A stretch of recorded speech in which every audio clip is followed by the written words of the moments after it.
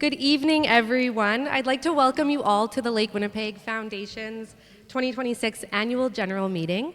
My name is Chelsea Lobson. I'm the Programs Director at the Lake Winnipeg Foundation, and tonight I'll be your MC. I want to start tonight by acknowledging that we are together on Indigenous land. Lake Winnipeg, the lake that we are working together to protect, is a part of the traditional territories of the Ininuak, Anishinaabe, Nakota, and Dakota peoples, and the homeland of the Métis Nation. Indigenous peoples have cared for Lake Winnipeg since time immemorial. Indigenous peoples have been deliberately displaced from and dispossessed of their traditional lands, and many of these lands are now enjoyed as parks, camps, and cottage communities that we lake lovers benefit from. Our monitoring and research activities take place across the lake's vast watershed. Because we have access to and benefit from the water and the land, our work intersects with the failures to fulfill the treaties and failures to recognize Indigenous rights and Indigenous knowledge within colonial systems of water governance. We acknowledge and thank the original caretakers of the lands and waters. It is because of their efforts that we can enjoy the many gifts given to us by Lake Winnipeg. We see the health of Lake Winnipeg as a point of connection and shared purpose in a difficult, ongoing conversation. And we're committed to protecting and restoring the health of this special place now and for future generations. At LWF, we also recognize the interconnection of environmental stewardship and social justice. Our mission to improve the health of Lake Winnipeg is deeply intertwined with our commitment to anti-racism and inclusivity. We're committed to building a diverse team of staff, volunteers, and partners working together to protect the health of Lake Winnipeg. And we want to make sure that tonight's event is accessible to everyone. We aim to create a safer space that allows everyone to participate fully. If you have an experience tonight that does not align with these values, please speak to an LWF staff person about it. We are excited to have you all here with us tonight, both in the room and online. Tonight is about our members coming together to share information, hear from one another, and make sure that your voices shape the experiences and the direction of our work. Our program tonight will include the business portion of our AGM, an update on our 2025 work from our Executive Director, Alexis Canoe, and a special presentation from our guest speaker, Mary Agnes Welch. Just a little bit of housekeeping before we get started. For those joining online, feel free to use the webinar chat function to introduce yourself to other online attendees and ask questions at any time during the meeting. LWF's Community Engagement Coordinator, Kanak, will be on hand to answer any questions online or to share them with presenters in the room. For those joining in person, the washrooms are at down that back hall. We'll be taking photos tonight to share through membership communications. If you don't want us to use an image of you, what we're gonna do is actually take your photo so that we can use that photo and make sure we don't share any pictures with you in it. So if you would like to not be in photos, please find Megan. Maybe Megan can raise her hand and we will help you out with that. There are light refreshments, some coffee and cookies and water, so please help yourselves throughout the night. And stop by our outreach table to pick up our latest reports and other information. For those joining at home, all of those reports are available on our website.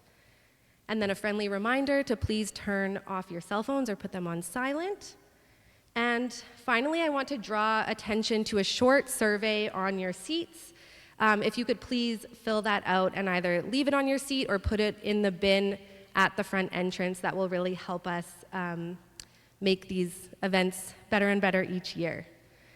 And if you're joining online, you'll be directed to an online survey at the end of the meeting, and Kanak will also share a link to the survey in the chat. Okay, so with that, I would like to invite Jonathan Patterson, Vice Chair of LWF's Board of Directors, to call the formal meeting to order and report on official business.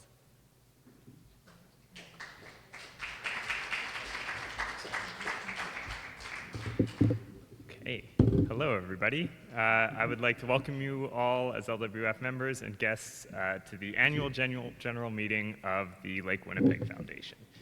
Whether you're with us in person or online, we thank you for joining us tonight and for being part of LWF's membership community. So I'll now call this meeting to order. It is 7:09 p.m. My name is Jonathan Patterson. I'm the Vice Chair of the Lake Winnipeg Foundation's Board of Directors, and I'll be acting as Chair for tonight's meeting of the members. Notice of this meeting was sent to all the members of the Foundation by mail or email. All materials related to the formal business of tonight's meeting have been shared on our website, including the minutes of the last annual general meeting, our audited financial statements, and bios of the candidates up for election tonight. All voting on AGM business took place online in advance of tonight's meeting, and all votes have been scrutinized. In total, 49 members in good standing voted, which means we have quorum in accordance with our bylaws. So thank you all very much for taking the time to register and to vote in advance of tonight's meeting. So I'll now go through the agenda and report on the results of each motion.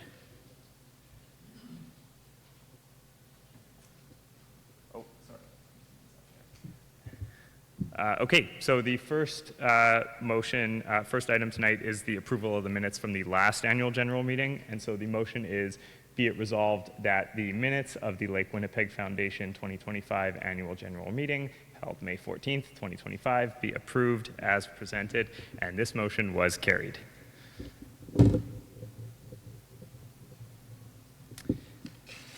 Second is the approval of the 2025 financial statements, and the motion is, be it resolved that the 2025 financial statements provided by Talbot and Associates be approved by the members of the Lake Winnipeg Foundation. This motion was also carried. Next up is the appointment of the auditors for the 2026 fiscal year.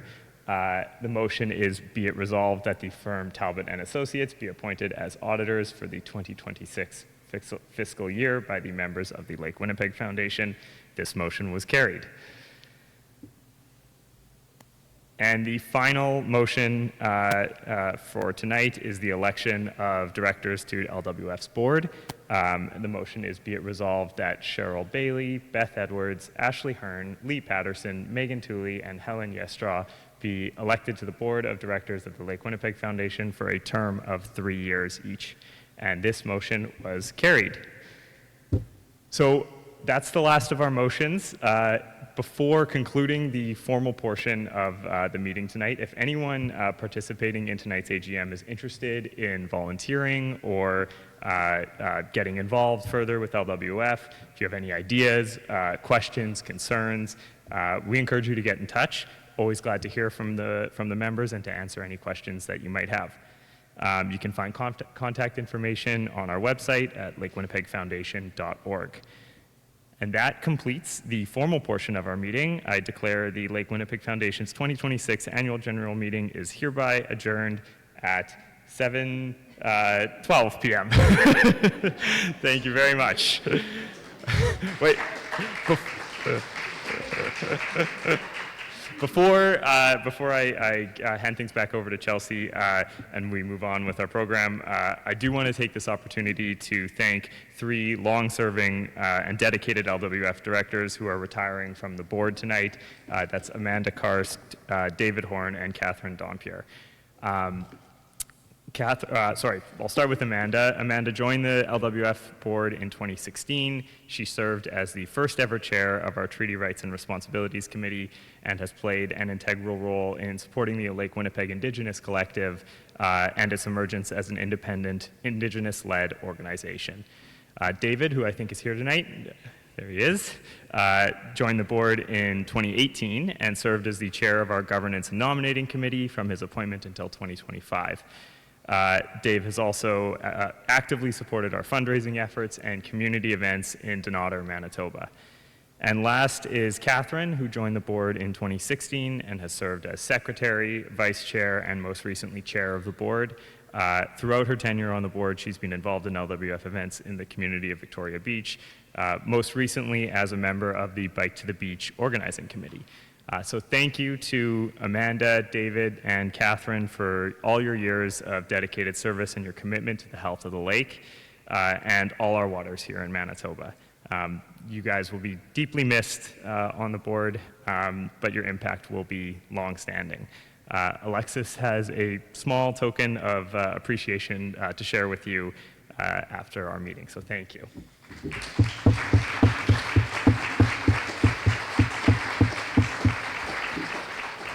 And I'll now hand things back over to Chelsea. Thank you.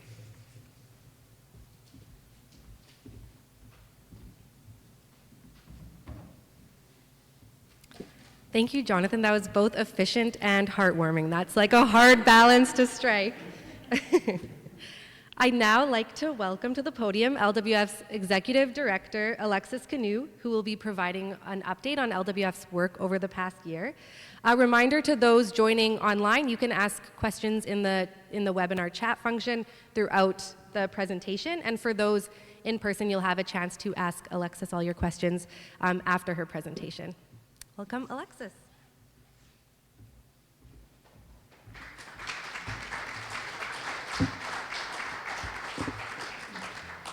Thank you, Chelsea. Thanks, everyone. It's wonderful to see you here today on what feels like the first day of summer, which is a great way to launch our lake season. Oh, wait, I have to turn this on. All right.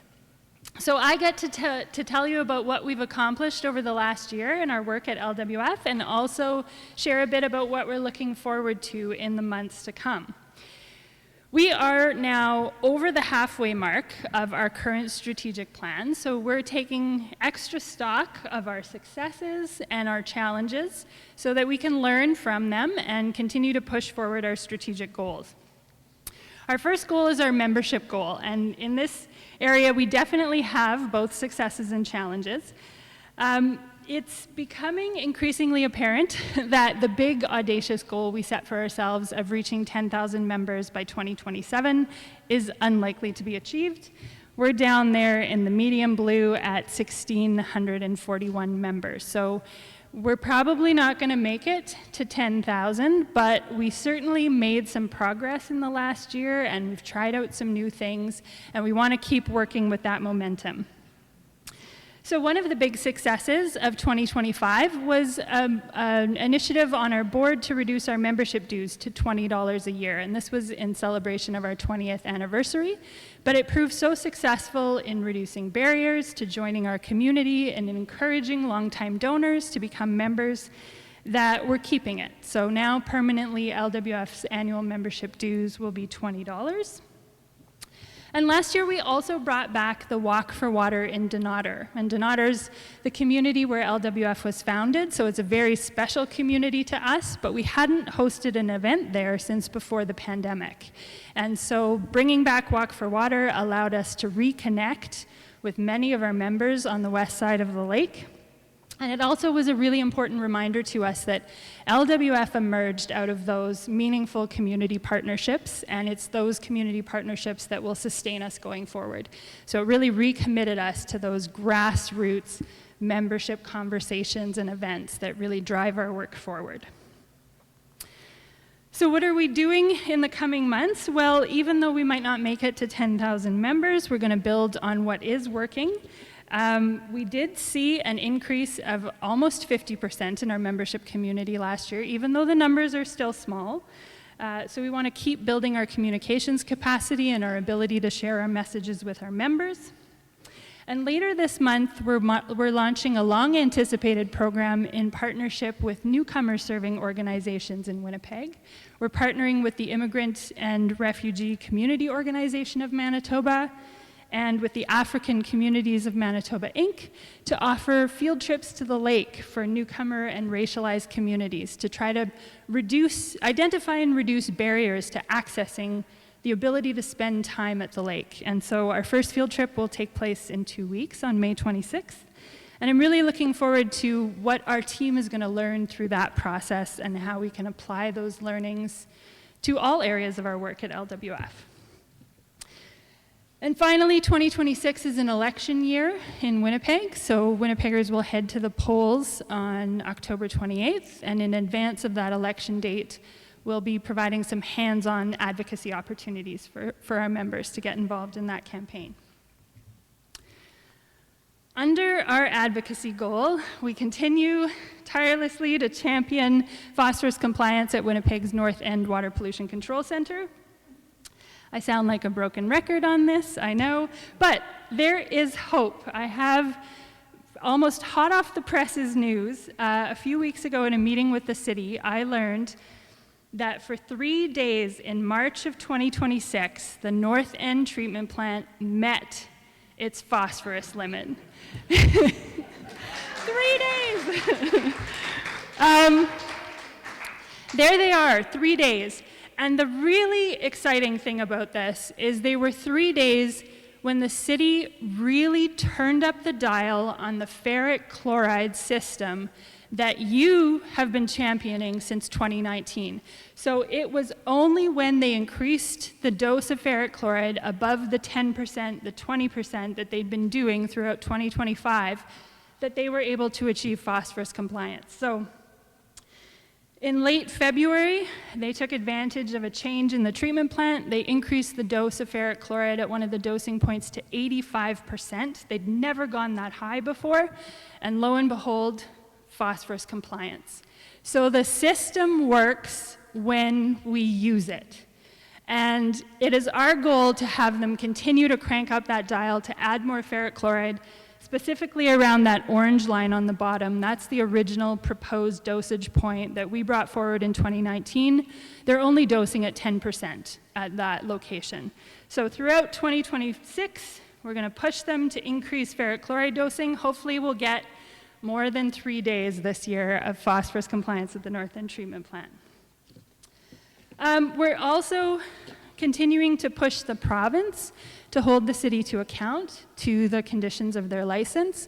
The province recently extended the deadline for upgrades to 2032, and we've submitted appeals to the Minister of the Environment asking him to add a condition that the ferric chloride system be used to achieve phosphorus compliance to offset the ecological impacts of that deadline extension. And now we know it's possible. So now we know that the system, when we optimize it, does work. And we'll continue to push the province to recognize that as well. It's all the more important because there is still no provincial or federal funding for phase 3 of the North End treatment plant. So the interim chemical solution, already built, operating at the plant, that's all we have to use right now, and we really should be maximizing it. Okay, I'll stop talking about sewage now. Our advocacy for phosphorus compliance also happens outside of the perimeter. And this year, thanks to Chelsea's advocacy, we had a huge success with the Canada Water Agency. Chelsea's been part of a working group set up by the federal government to help improve the way that they deliver Lake Winnipeg programming. And they are now using data from the Lake Winnipeg Community-Based Monitoring Network to guide their investments to phosphorus hotspots. So data collected by the community network that many of our members are a part of is being combined with federal model predictions to generate a map of priority watersheds, and that's where the federal funding is being directed. So this is another incredibly significant milestone that community-generated data is being used to guide federal investment and to ensure that federal investment is being spent wisely and on the basis of good, robust evidence. And I think it speaks again to LWF's strength, which is that when citizens, when regular people come together with a shared concern, we're able to affect really significant change together. And with advocacy, of course, there's always more to do, so we're not done yet. We're going to continue to work with the Canada Water Agency to make sure that not only are they using community-generated data to guide their investments, but that they're also using that data to evaluate those investments once they've been put in place on the landscape. So we can measure the success or the failure of phosphorus reductions using that data. Late last year, we also wrote to the Provincial Environment Minister requesting that he direct the Clean Environment Commission to conduct an environmental review of Manitoba's hog industry. Our goal there is to gather more information, to generate more data, and to get more expert opinions to better understand how we can mitigate phosphorus contributions from hog manure application within the phosphorus hotspots that we're finding. Under our evidence goal, we also celebrated a milestone. It was the 10th field season of the Lake Winnipeg Community-Based Monitoring Network last year. And thanks to the incredible commitment and coordination of our program staff, we were able to collect all of the samples from 2025, to analyze the data, and to release both the 2024 and 2025 data earlier this spring. And that means we now have a full 10 years of community-generated phosphorus data. And it ends up being one of the most comprehensive, high-resolution, long-term phosphorus data sets in the watershed, again, generated by concerned community members. We are urging researchers and policymakers alike to use this data, and that's why our program team has launched a new website, phosphorusexplorer.ca, which allows data users to explore our data, to compare years, to compare sites, to identify patterns in the data. It'll be very easy for our team to update it as new data becomes available, and so we're aiming to make this phosphorus data set as accessible as possible to as many people that we can.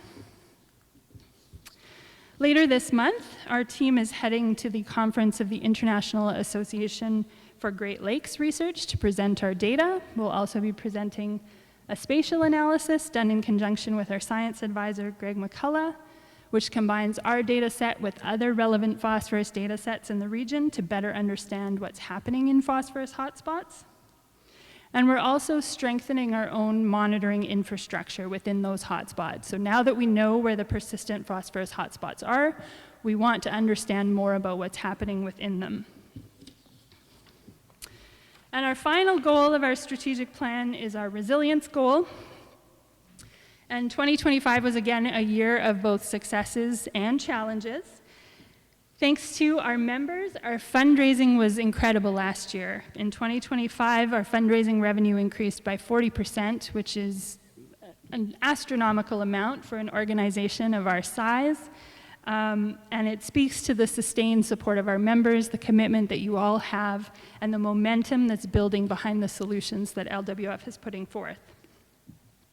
Unfortunately, however, in the same year, we had about an equivalent decrease in grant funding. So we did see a concerning decrease in grant funding in 2025, and I think this might be a signal of the ongoing economic uncertainty at both the national and global levels, so it's something LWF is going to have to adapt to and learn to mitigate, but with the support of our membership community behind us and sustaining us through this uncertain time, I have faith that we will do just fine. And I also want to take a moment to acknowledge the incredible governance that guides this organization. I have the honor and the privilege of working and learning alongside a remarkable collection of individuals on the board of the foundation who bring their time, who bring their energy and their expertise to the table, who give so much to make this organization succeed that I really want to acknowledge all of you and thank you for what you bring to the table when we meet. I know that with your guidance and your insight, we'll make it through any rough patches ahead. And finally, to you, our members, you are the engine that drives LWF forward. We couldn't do any of this without you.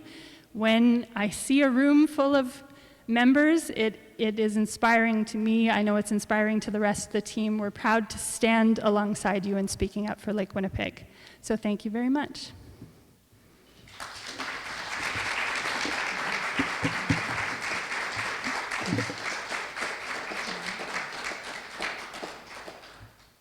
And I can take a few questions if anyone has any.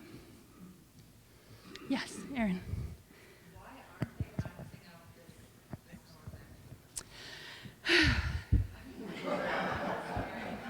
No, they're very cautious. They don't want anything to upset the balance of a very precarious system. They have a very old treatment plant. They also need to continue to feel the pressure from us. But because so much of the treatment plant is in need of upgrades, it's crumbling a little bit around them. So the dosing point that we advocated for, where they're doing 10%, that pipe burst like 6 months ago, and they had to stop dosing there until they could replace the pipe. The reason they were able to increase the dose at the other location to 85% is attached to the replacement of their UV system. Their UV system was so old, it wasn't cleaning itself properly, it was getting covered in the ferric chloride, and so they had to turn the dial down so that their old UV system could work. Well, now that they've replaced it, it cleans itself more effectively, and they're able to increase the ferric chloride dose. So I think the brand new ferric chloride system that we've advocated for is limited by the other components of the plant around it. And as they proceed with these upgrades, the ferric chloride system should become more and more efficient, but we have to just keep pushing them to do that. Yeah. Yes, Lyle. Thank you. Climate seems to be getting an enormous amount of attention. Other than the low water levels that I've noticed the last few years, do we have clear signals of climate impacts on the lake? Oh, that is a good question, and probably one we should bring to our entire science advisory network. I think the way that I'm experiencing it is the unpredictability of our weather patterns. And increasingly now we're seeing these kind of yo-yo springs. Some of our community-based monitoring data is showing unprecedented fall water levels that we wouldn't have expected before. So the changes in the hydrology will certainly, I think, ultimately over time be seen in how the phosphorus loading patterns happen in the lake. There's lots of people in the audience who could answer that question better than me. Does anybody have anything they want to add? Greg?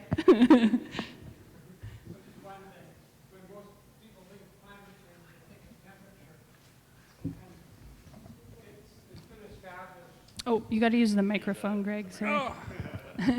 Anyway, most people, when they think of climate change, think of temperature. And one thing that isn't often spoken of, but warming the lake does make a difference to the algal growth as well. So it's been established in the scientific literature in studies that although the phosphorus drives the base level of phosphorus in the lake, drives the changes in the lake over the last 40, 50 years, the temperature in any given summer also is very significant in driving the amount of algae you'll see. So if you have an especially hot summer, the same amount of phosphorus is going to produce more algae, more algal blooms. And you'll see them more, by the way, if it's not as windy, but whether or not climate is changing the winds is. It is probably, but we don't know exactly a lot about it. But we do know that the climate is warming. So in addition to the phosphorus loading to the lake, we have a changing temperature climate that is also helping to change the lake. And I guess one other thing I would mention is that climate drives flooding in the Red River Valley. And floods deliver any given, or on average I'll say, floods deliver about 50 to 100% more phosphorus. No, I'm sorry, the concentrations are 50 to 100% higher in flood years because the floods are spreading out over the land and leaching material from the soils. So you have a flooding problem as well, and that climate is also changing that in the Red River Valley. Floods have been more frequent over the last 30 years, though right now we're in a dry period, but that's cyclical, and it will probably come back to a situation where we have greater concern with regard to flooding in particular. So there's a series of things that all work together or apart to add to this basic phosphorus loading problem that we have. I guess that's all I want to say. Thanks, Greg. Yes, Brenda. I'm curious on Oh, wait, we got to get you a microphone. Sorry, I have to remember that. I'm just curious about when they did raise the ferric chloride levels for those 3 days.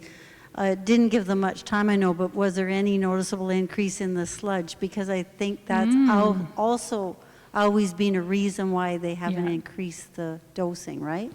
Yes, that is their main concern, is that increasing ferric chloride dosing will increase the sludge production at the plant. They didn't mention anything. I'm trying to think back to that meeting. I don't remember them specifically mentioning the sludge. I think it's a pretty small sample size, just those 3 days. But yeah, that'll be something that I think for the sludge question, our big opportunity is going to be the new headwork system that is almost up and running there, because that's going to really filter out all the larger material that often clogs up the plant and causes a buildup in sludge. So that, I'm also hopeful, will be resolved by the upgrades that are going on around this system. And one more question. Yeah. Any progress in being invited to Minister Moy's committee? Oh, that's a good question. I think I'm allowed to say that our programs director, Chelsea Lobson, has been invited to sit on the Lake Winnipeg Stakeholders Advisory Group. Yeah. Yeah. So we made it. Thank you to everyone who pushed for LWF's inclusion in that group. Yes, Lyle. Oh, sorry.